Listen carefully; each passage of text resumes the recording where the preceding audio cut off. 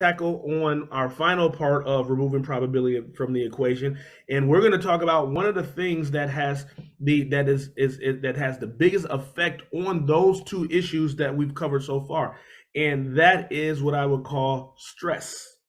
Okay, we all know about stress. We've all dealt with it in some form or another. People talk about it. Everybody has some form of opinion or belief with it. Everybody has some solution to relieve it. People say that you can't get rid of it. Everybody has some reason of what effects it has on our bodies. Now, just think about what I just said there. Everybody, what I just said, that was a mouthful. But even in that mouthful, that still told you nothing. And so as a result, that's a reason why, regardless of knowing stress and knowing that it has an effect on my body or it can, I'm not doing anything, or I have not been able to do anything to truly relieve it. And like those other matters we've covered, I have to take somebody's word or a third person's word to just believe what it is, but I really don't know what it is. So getting down to the root of stress, the first question I would like to ask and I'll answer is, what is stress? Well, going back to our physical body, we have to understand that our body is what is considered an autoimmune system, which means that it's naturally created to keep us strong, to keep for us to survive, and to build us up. That's why if we scratch, we heal. If we fall down and bruise, it heals. Anything that we deal with in any matter, it's a temporary matter that heals. You break an arm, break a leg, you're gonna heal as long as you keep things in place in that time of healing. So your body was created to heal itself. And when it comes to what you eat, whether that's the vitamins, minerals, or even just the calories in itself, it is providing your body the resources it needs so that you can properly heal. When we talk about junk food is literally food that just has very little to no nutritive value. It's what we consider junk food is fast food.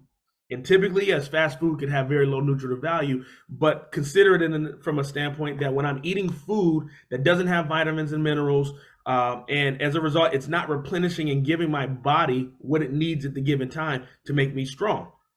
So, one of the things that I shared with that, I touched on that, but there's one more issue that has a huge effect on our body, even greater than our diets, and that is stress.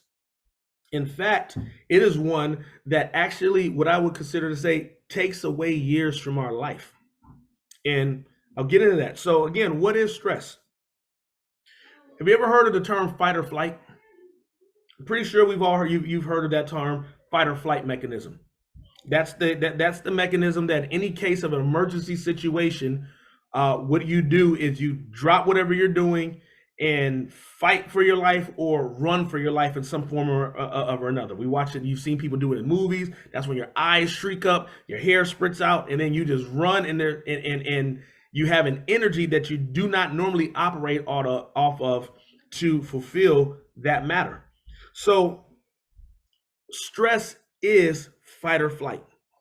When we stress, your body goes into a zone of fight or flight, whereas in our brain, we have what we call a frontal lobe. That when that frontal lobe shuts down, we go into a chaotic state. Our heart goes into a chaotic state, and we go into a mindset of fight or flight. I want you to think about it like this.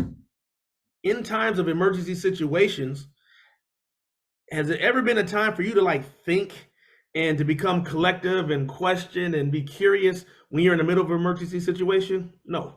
Think about it this way.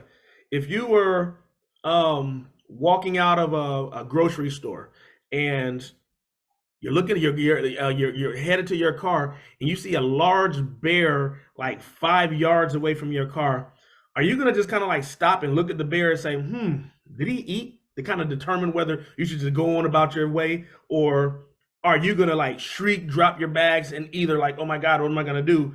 Run for your life and fight for your life. Okay. Most of us, we would say naturally, that's not something to think about. It would just happen. It's because our body will automatically do that for us.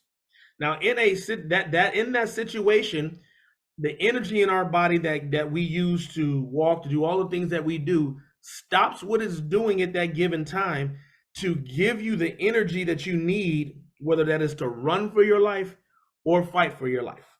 Consider it like this.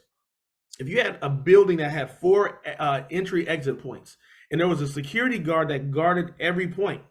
And then in the case of an emergency situation, all the security guards leave their posts to go handle that emergency situation. That's kind of like what stress would look like. They would help the current or the existing security there and help them in that matter. And then what are they supposed to do after the situation is over? Go back to their posts. Okay. So in an emergency situation, what are we supposed to do? Come back to a place of coherence.